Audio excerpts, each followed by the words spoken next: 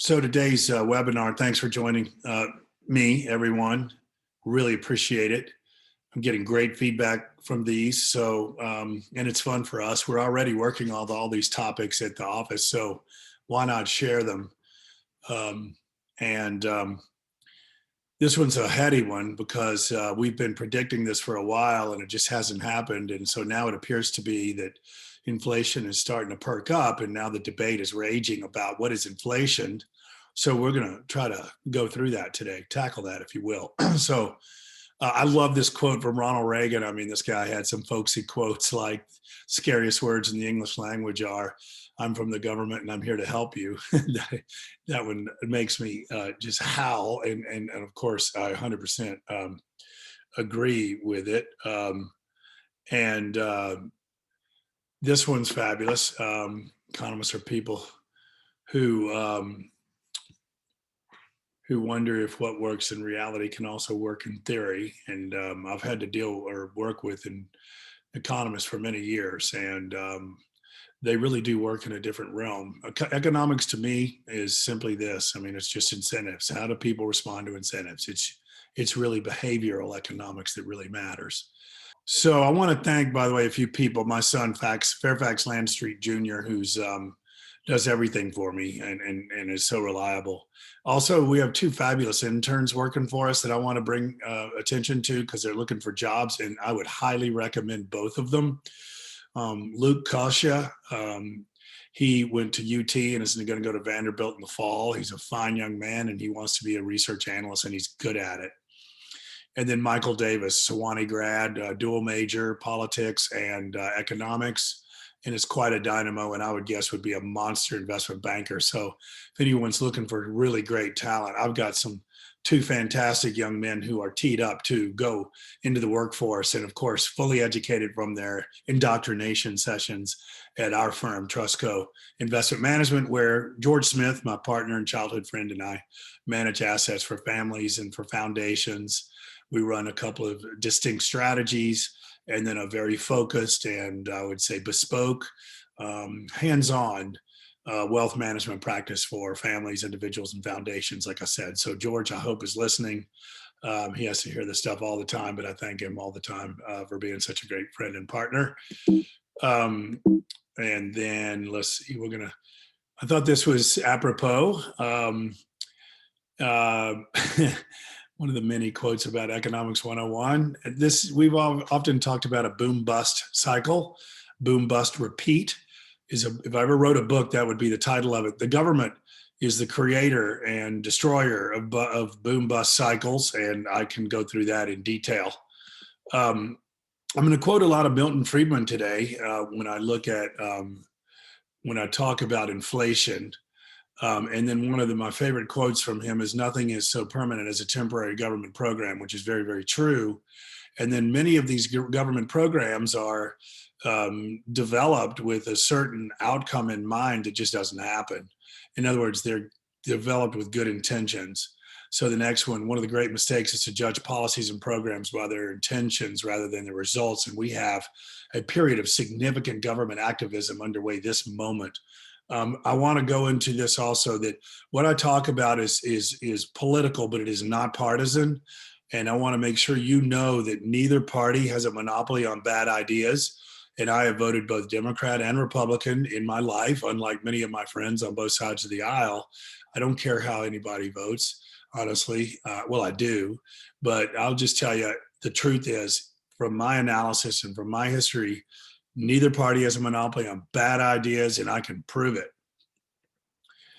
And going back to the last one here, it says we're talking about temporary government programs being permanent. So I'm going to go through this president who has great ambitions. Honestly, I'm not sure they're his ambitions as much as they are the people around him. He recently, and I went over this last webinar, has invited some historians into the White House to discuss the ambitious policy agenda that he is hoping to develop and to implement. And he's not just looking at it relative to recent history, but all of history, and specifically related to FDR and LBJ, two presidents that I've done a lot of studying of their policies, and two presidents who I would argue distorted the economy almost unrecognizably. So to think that FDR is his benchmark, to me, is just horrifying and scary. And we've got a lot worse ahead of us, is what I think. Back to Milton Friedman, inflation is too much money, chasing too few goods. We have too much money. This is something I've been dwelling on in my webinars for a long time.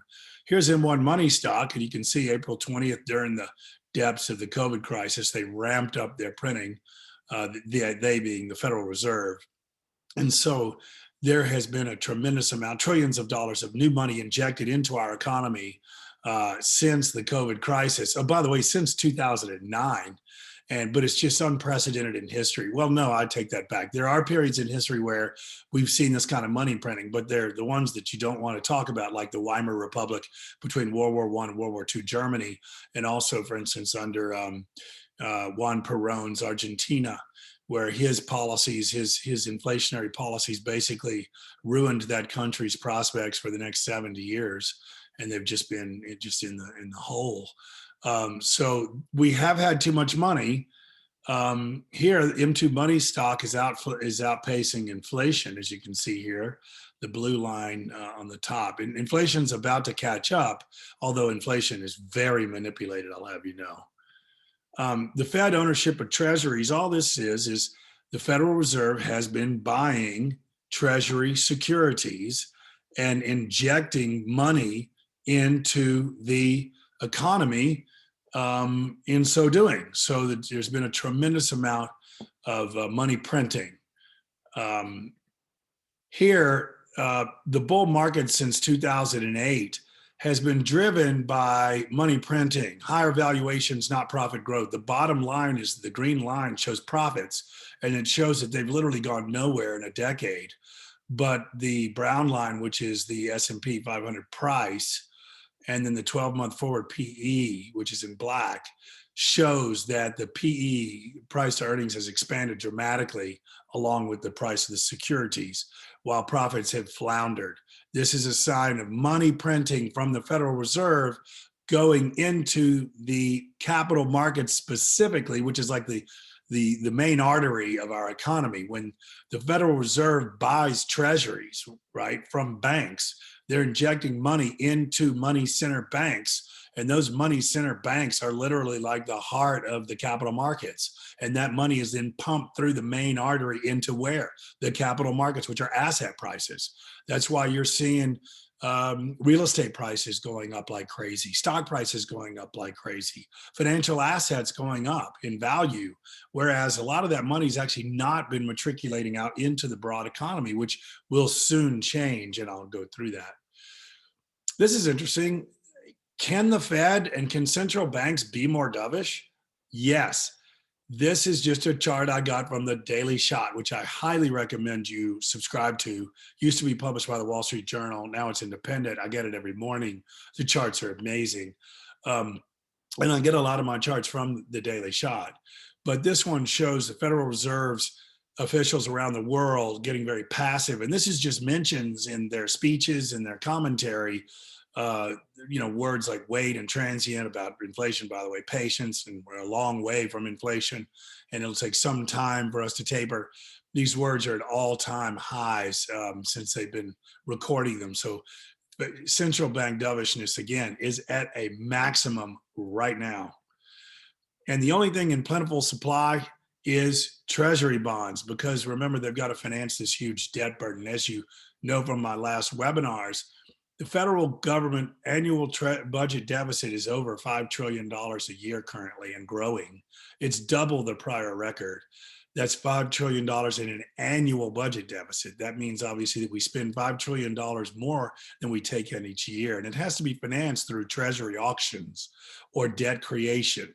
And of course, that debt comes due and they have to issue more treasury debt to basically retire old debt. And it's a wild game of musical chairs. Foreign ownership of treasuries has been collapsing meanwhile, which is very interesting. So they're not interested in our debt anymore, it seems like. Here's our deficit right here. The blue line is 2021, and it's a trend line from the fiscal year, which is September for the government. And you can see it compared to all the more, 8 of the most recent years. And obviously, we are going deeper in debt. Here's M2 money stock and the velocity of money. Now, this is a real important fixture or debate topic when it comes to inflation. We've had very low velocity of money, despite all the money printing and the M2 creation. The velocity of money has been very muted. And if you look at the 70s inflation, which was the last great inflation in the US, you'll see that money velocity, the blue line, is up every time consumer price inflation is up. So money velocity, by the way, is basically, it's a measure of the number of times a single dollar is transacted through the economy. So it's also an analysis related to growth. When you're growing the economy, a dollar passes through different hands more frequently. And so, of course, we haven't had much growth. You saw that chart where S&P earnings have been flat for a decade, yet S&P stock prices have been way up. That's a sign of no growth. We've had a very muted velocity of money. And this is the one part of the equation of too much money chasing too few goods that is debatable in my analysis and expectations for inflation. But I'm telling you, the velocity of money is about to pick up because the Fed wants it to. This is the 10-year tips. They're now in negative territory. This is Treasury inflation protected securities. As of today, rates are back in negative territory again, which is really interesting. So when you own a Treasury bond and you have, say, 1% inflation, you pay $1,000 for that bond, you're actually going to have less money in 5 years than you do at the beginning. So bonds pay zero. By design, by the way, because the Fed wants you to buy what? Stocks. And they want that money to go into the artery, like I told you, that the capital markets are the artery to the economy. They want that money to go out into the system through the capital markets, but we don't know that it is. How do we get too few goods? So I've just gone through, remember to repeat Milton Friedman's quote, inflation is too much money chasing too few goods. We see that we have had too much money now for about a decade with quantitative easing, the various plans, and the continued money printing. How do we get too few goods? It's a really interesting question. I would argue that we didn't have too few goods, or we had an abundance of goods, let's say, up until recently, because of a variety of drivers. One, China. China is obviously a very optimized manufacturing machine with a fabulous, elegant distribution system as well, logistics system, you might argue, which became the world's manufacturing facility, if you will, our factory.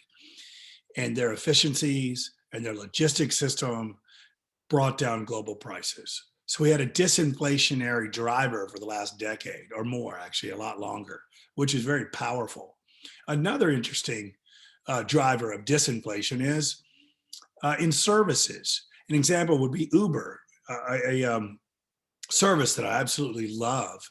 But Uber is a great example of disinflation in services. They come out with this fabulous, easy to use, tech-enabled service, which allows you to flag not a cab, but obviously a driver, a car, very easily. And they underprice the product relative to cabs. And they're not required to make money by their investors. Their stock goes up, whether they make money or not. Their revenues, of course, are increasing dramatically because, one, it's extraordinarily cheap, probably too cheap. In fact, yes, too cheap. They're not making money, and so convenient. So investors have not required services like Uber to make money. They've rewarded them for not making money, and that is disinflationary in the service sector, if that makes sense. So this is an example of how we get too few goods. When I worked for Arthur Laffer, we did a deep dive on the 70s inflation. Now, there are always a lot of drivers when you have a wild inflation like in the 70s. And we could debate it until our fifth bourbon. but I want to at least go through this one fascinating little supply side shock that led to and certainly exacerbated the inflation of the 70s. And remember when I said neither party has a monopoly on bad ideas? I mean it. Nixon was a Republican, and his administration is still thought of as being one of the most intelligent administrations in US history. I guess it doesn't take intelligence really to be a good policy, uh, to develop good policy. So in 1971, Nixon and his administration, they were afraid that that inflation was about to take hold, and oil as a unit of GDP, meaning it was very high. In other words, we were very reliant on oil per unit of output. Oil was a huge input, very important. Remember the 1972 Chevelle had a eight uh, 8-cylinder car engine and weighed thousands of pounds. So there were gas guzzlers. All the automobiles were gas guzzlers, and of course we were consuming oil like crazy. So he was afraid of a broad price inflation. So he capped what oil producers could charge per unit of oil or per barrel of oil. By the way, the U.S. was the largest oil producer by far in the world. In fact, it was Texas, Oklahoma, and Alaska and Pennsylvania. OPEC had not coalesced into a cartel at all. It was a loose selling group. In fact, Middle East oil was just really not even on the scene. It was all U.S. So when Nixon, afraid of, again, a price drift in the oil patch, he capped what oil producers could charge per barrel below the market price. And you can see right here that it literally set off a 40-year decline in oil production after a significant, like parabolic move up in production. One decision, one regulatory decision set off the great inflation of the 70s. Now, there were other things going on. That's true. And we can talk about those later. But this was a supply shock that was meaningful. And oil prices after this, of course, hit the roof. And in fact, OPEC then found the will to coalesce into a genuine cartel. And you had the Yom Kippur War soon after that, by the way, probably related to the price shock in oil. And then the rest is history. Oil prices rallied significantly along with inflation. Inflation went into the mid double digits, like 14%. So it bled off into the real economy, the broad economy. Inflation is very, very delicate. It can be tipped off by something like this and then take hold. And I think it's getting ready to. Here's how. Labor rates. So there's so much slack in the economy when it comes to employment because there's so many workers on the sidelines. In fact, about 18 million Americans receive weekly unemployment checks right now. Those are people that are dormant workers. Okay, so this is slack. Now they could come back into the workforce, of course, and then that would, of course, cause disinflation, right? Because you've got a supply of workers that is a dormant that's coming back into the workforce, bringing down the average hourly wage. But that's not at all what's getting ready to happen.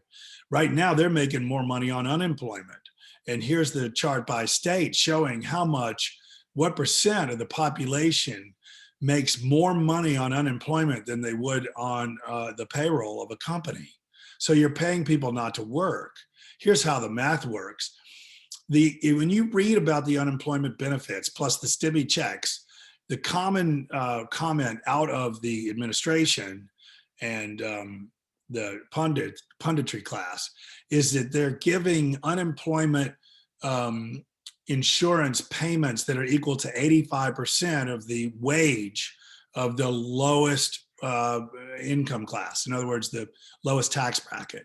But the truth is there's a big tax credit in there. And when you equalize for that tax credit, it shows that actually by not working, you can receive 98.7% of your wages that you would get for working. So you can sit on the couch, smoke weed, play Nintendo, maybe gamble with your stimmy checks on Robinhood. It's going to take a lot of a big increase in wages to get these people back into the workforce. This, folks, this is inflationary. This is too few goods. This is too little work, too small of a workforce. Are you with me? And here is an interesting graph about how people who receive unemployment benefits and stimmy checks are using their money. They're saving it. You can see the blue line shows that a significant number of them actually save the money. So the Keynesian multipliers is famous. You know, John Maynard Keynes came up with this Keynesian multiplier. And that basically says that when the government sends you a check, let's call it $1,000, that you take that money and you go spend it. You might go to the liquor store, like my family, or you might go to the hardware store if you're more industrious, like most families, and spend that money. And then the hardware store owner goes and spends that money, and the recipient of that money goes and spends it, and it magically increases from $1,000 to $2,300. There's actually a number, an equation. Every dollar equals $2.3 as it snowballs through the economy. But the fact is that doesn't happen. It hasn't happened in modern history. In fact, the stimulus checks that were sent out after '08, the same thing happened. People saved the money, they didn't go spend it, and the multiplier was actually a divider. So for every dollar that they sent out in free money, actually only 80 cents was spent in the economy, and so it never got the Keynesian multiplier. Well, guess what? It's happening again. So can I put to rest this crazy notion that when the government gives you a dollar that you go spend it and it becomes $2.3? Because it's not happening. This is a pervasive erroneous theory that's just not happening. Once again, here's something interesting.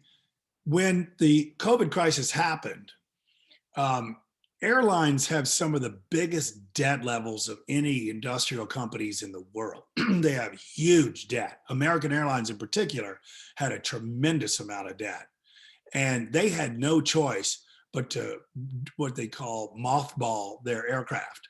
They put them in the desert, they take out the fuel, they fill the fuel tanks with this strange jelly stuff to preserve them. And then it takes a lot to bring those planes back into service. So once they're taken out of service, there's a lot of friction to getting back into service. And now that the COVID vaccinations are taking place around the country, people are planning their vacations. If you look at Priceline and you look at some of the online travel agencies, the demand for Airbnb and so forth, it's rising, as you would expect. People are just stir crazy. They want to get out. So that demand's going to come roaring back. And by the way, look how many airplane seats per kilometer, ASKs they call them, are out there. In fact, they're well down. So in other words, we have too few goods in this sector as well. Demand getting ready to take off.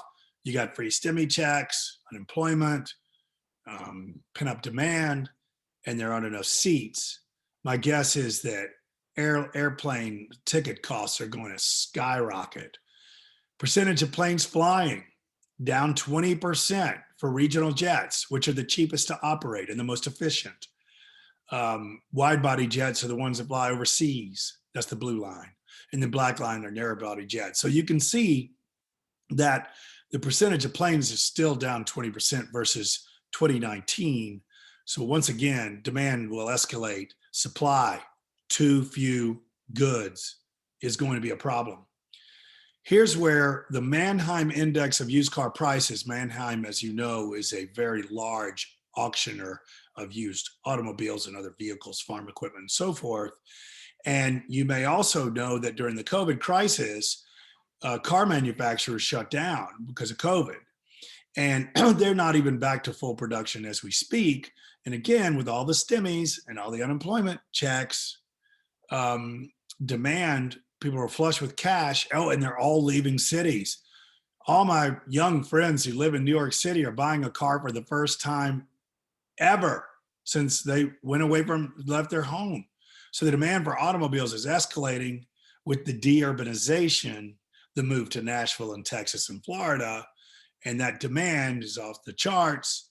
And because of the hiccup in the production, we're seeing used car prices up like 25% year over year.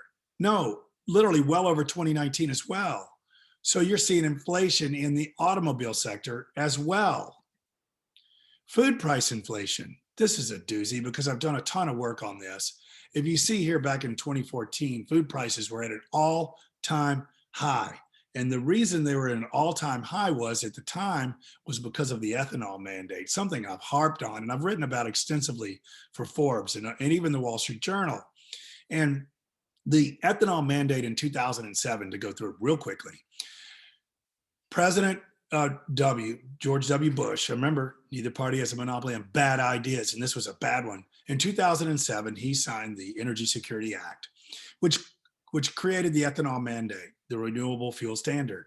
When you fill up your gas tank, 10% of each gallon is corn-based ethanol. Out of nowhere, they created an industry that did not exist, and that was the ethanol industry. And they mandated that every year, 1 billion more gallons of corn-based ethanol be blended into the gasoline supply, irrespective of supply of corn or gasoline or demand for corn or gasoline. Here's what it did.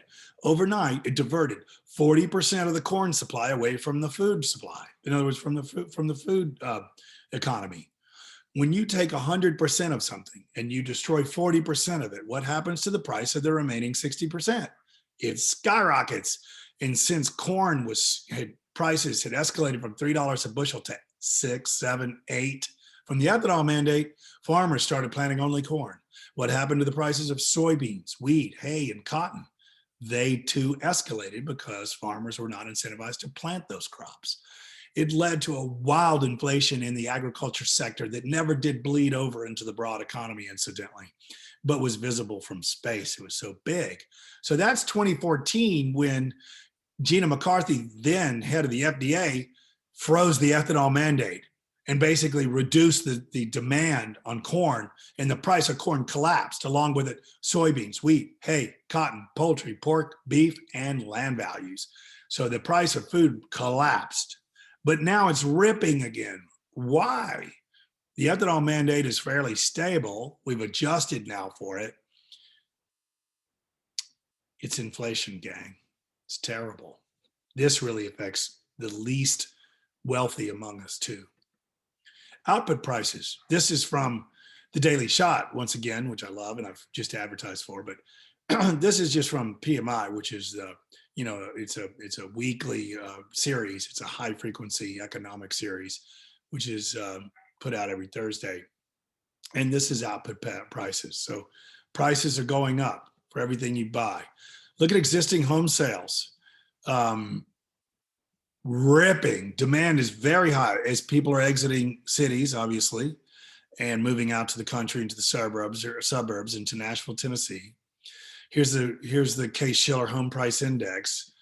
I've read where the number of houses that have numerous offers and that sell for above the asking price is at an all-time record. Here's CPI understates inflation. The CPI came out the other day. It was hot, but really it wasn't very hot. I've gone over this before. The CPI, consumer price inflation, the official release, is bogus. Why? Well, here's one example, and I've talked about it before. It used to be CPI was basically the study of the price of maybe 10 goods in a basket. It may be a gallon of gasoline, a pound of ground beef, a ton of steel. It was a fixed basket of goods, and they basically analyzed what the price of that basket was, each component of that basket year over year. Now they adjust. So let's say the price of beef goes up 40%.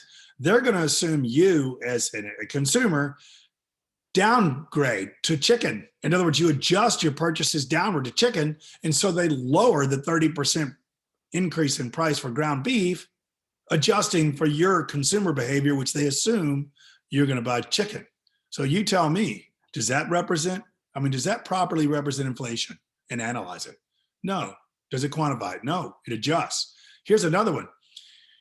A big component of inflation is what they call owner's equivalent rent. It's a survey. I've gone through this before. They call homeowners and ask them what they could rent their home for this month versus last month, and then this month versus the year earlier period. So I mean, is that scientific? If I were to answer my phone and to that survey, I would not know what to say. And so owner's equivalent rent is up 2.2%, yet listing prices for homes is up 23.3. You tell me, does CPI properly reflect inflation in this instance? The answer is no, not at all. Plywood, ripping. These are the raw materials that go into housing. We've been underbuilding housing since the '08 housing crisis. And now demand is soaring as people are exiting cities with this newfound money. Look at this one. Just March of 2020 to February, March, and April of this year. This is stuff of legend. Input prices, part of the PMI again. So these input prices lead to output prices, the highest in recent history. Here are just chemicals and raw materials. They're surging. Phosphate, steel mills, organic chemicals, plywood. These are the raw materials that go into finished goods. It will bleed into prices at the cash register. Household balance sheets are in great shape, unlike corporate balance sheets. So the demand for homes is probably going to stay elevated. By the way, this is supported by stimmy checks, which, remember, 42% of recipients of the stimmy checks are saving their check. So it's kind of ironic. Steel prices have risen dramatically. Of course, steel goes into many finished goods, including automobiles. And then this is backlog of work. This is companies that can't find the workers to finish projects, to complete the manufacturing process. There's a tremendous shortage of workers emerging. They're going to have to pay a fortune for these workers to get off the couch, like I spoke about earlier. Look at delivery times. A lower number means a longer delivery time. There's a giant logjam in the logistics world, way beyond the big tanker that was stuck in the Suez Canal. Something has clogged the arteries of trade. Was it the tariffs? Probably. We're still a trade war with China underway. There's now, a real diplomatic war with Russia as well. So ironically, we cannot get finished goods out of the factory into the store. So this kind of stuff will bleed into a broad inflation, in my opinion. And I judge it only by the fact that if you go back to that chart I had on Nixon's wellhead price controls, and how when he capped how much oil producers could charge, the production of oil declined and the price of oil increased so dramatically, and it set off a broad inflation. This is fascinating stuff here. This is retailers' inventory to sales. Look how low it is. They don't have any inventory. So when you want to go buy something and it's not there, you're going to have to pay up for it. This is CPI, which is consumer price inflation, minus PPI, which is producer price inflation. Producer prices are for producers, manufacturers, and CPI obviously is consumers in goods. And that is basically profits. So when it's falling, profit margins are falling for producers and for the sellers of final goods. This means the prices are going up at the cash register.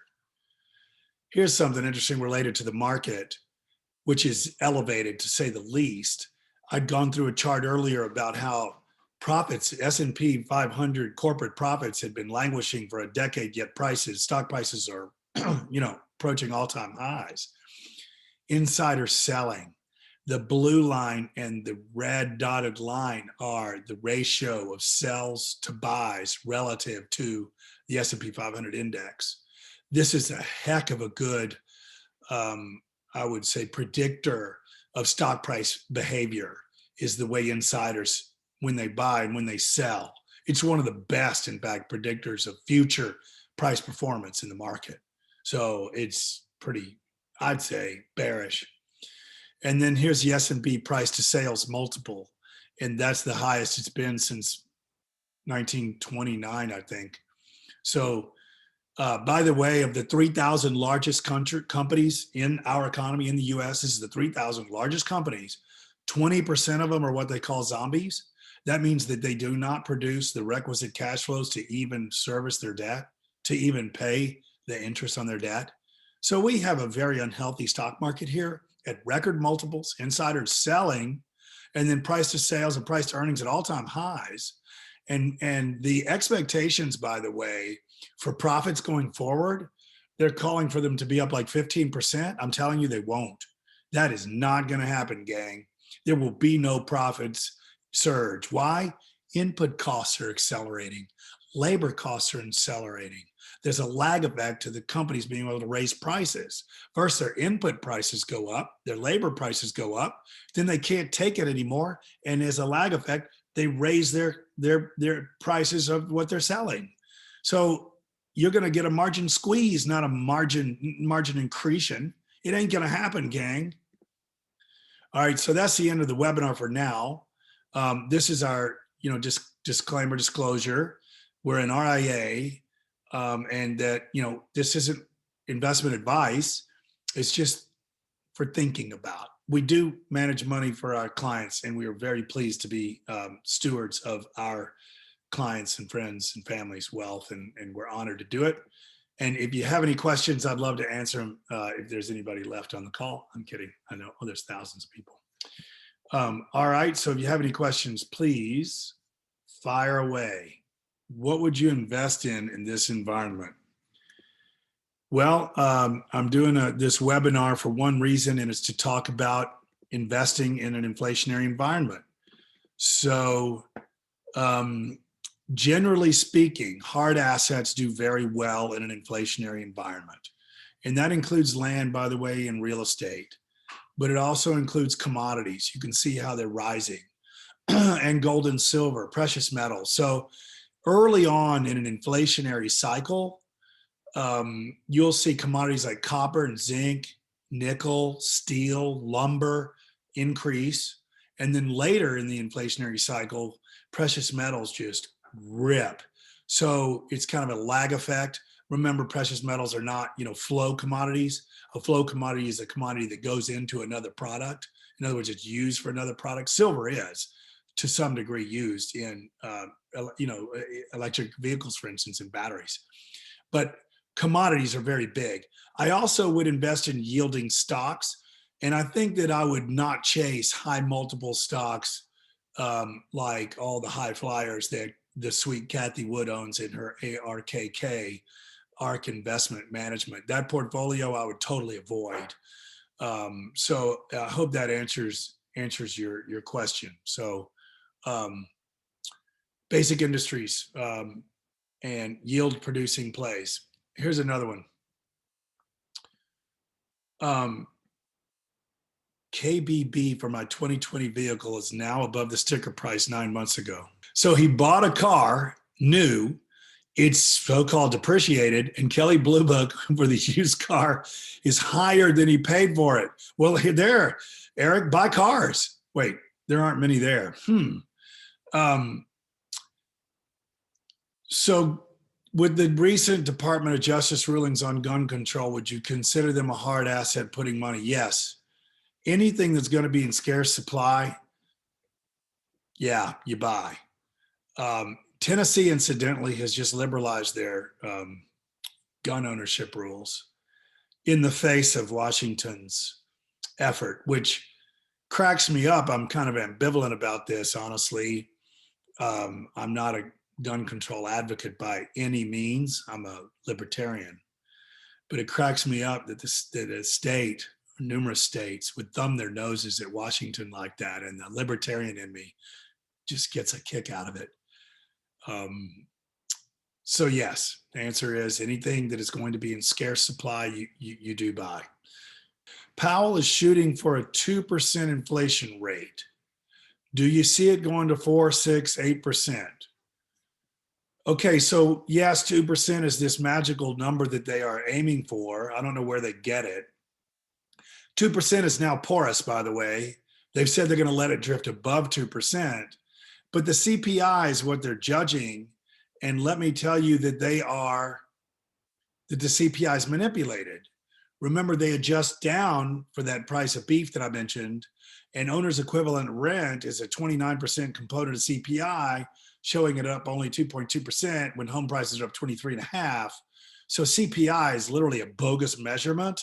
But yes, I expect real inflation, Jack, to be probably 5%. I don't think there's any question about it. And let me tell you, the Fed is not done. And this government is not done. Remember, I showed us that he wants the Biden, actually, I suspect it's people around Biden, they are benchmarking against FDR. Their policy initiatives are just getting started. They're going to go full MMT, which is modern monetary theory. What that does is it calls for the Federal Reserve to just print money and send it directly to people, directly.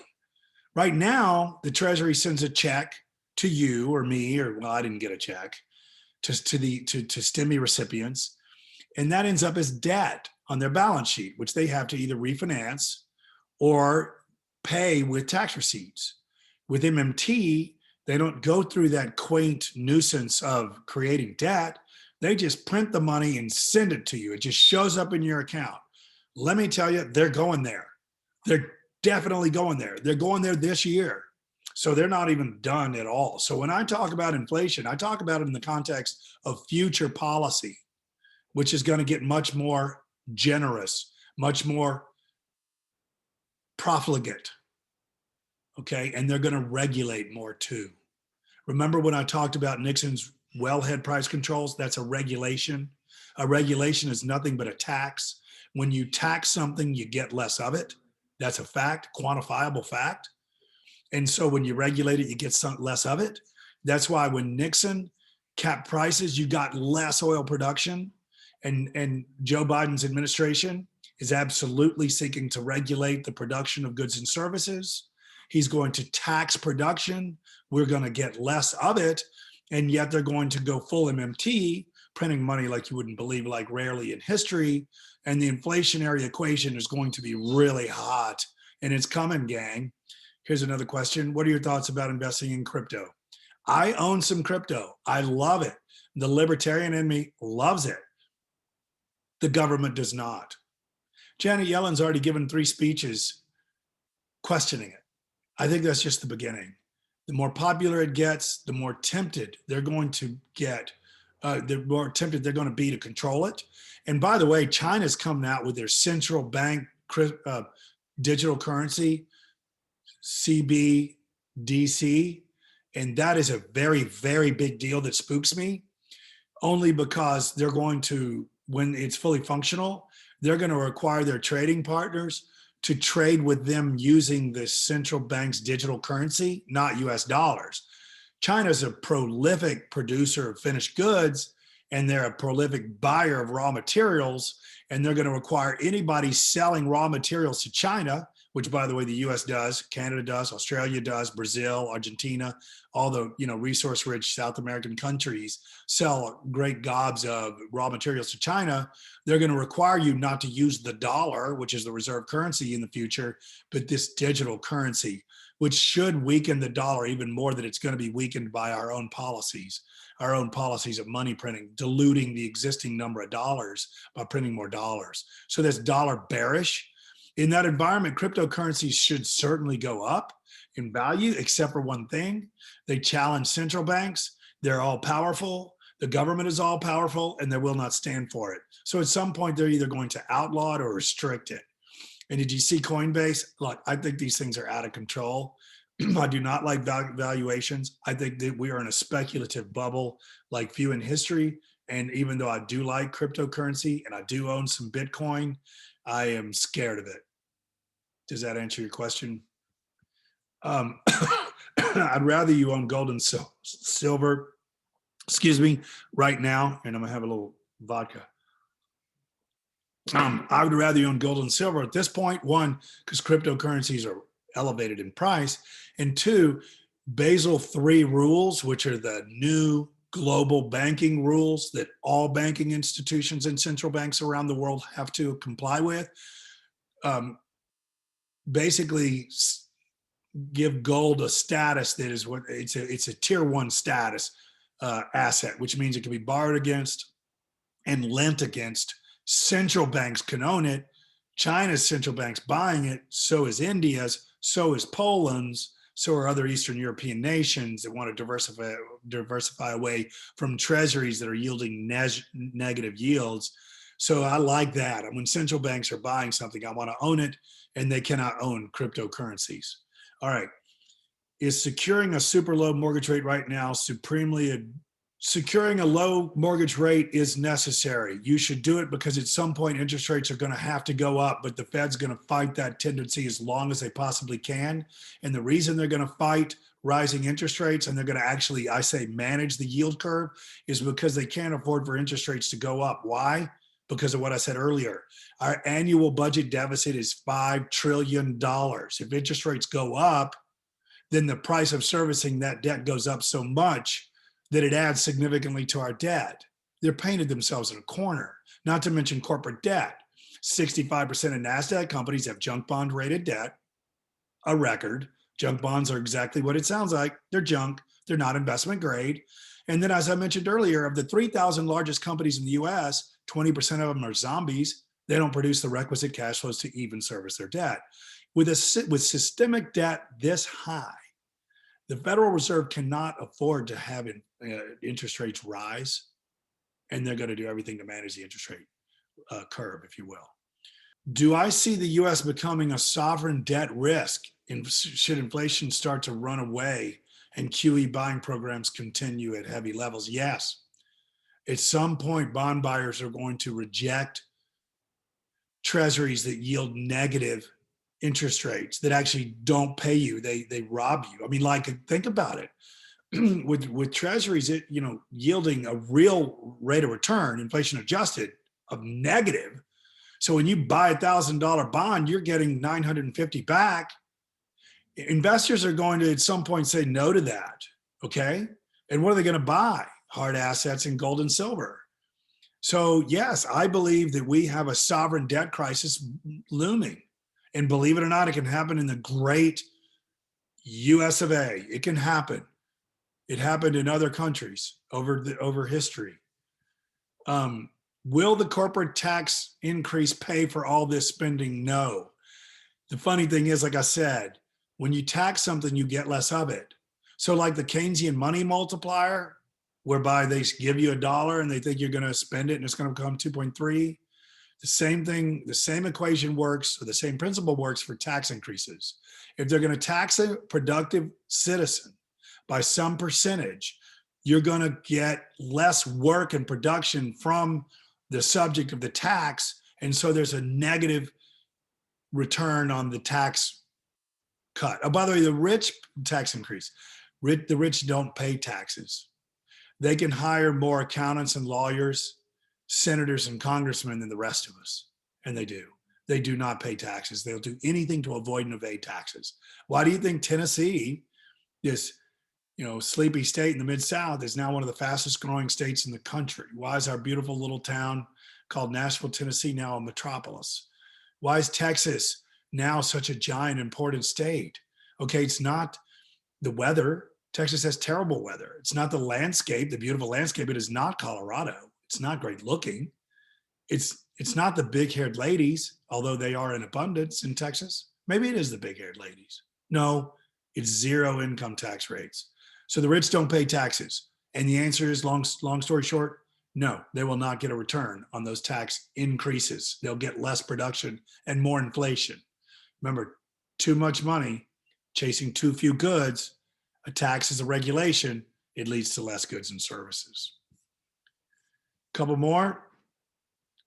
To what extent do you think the economy's growth will be stunted when taxes are raised in response to the infrastructure bill?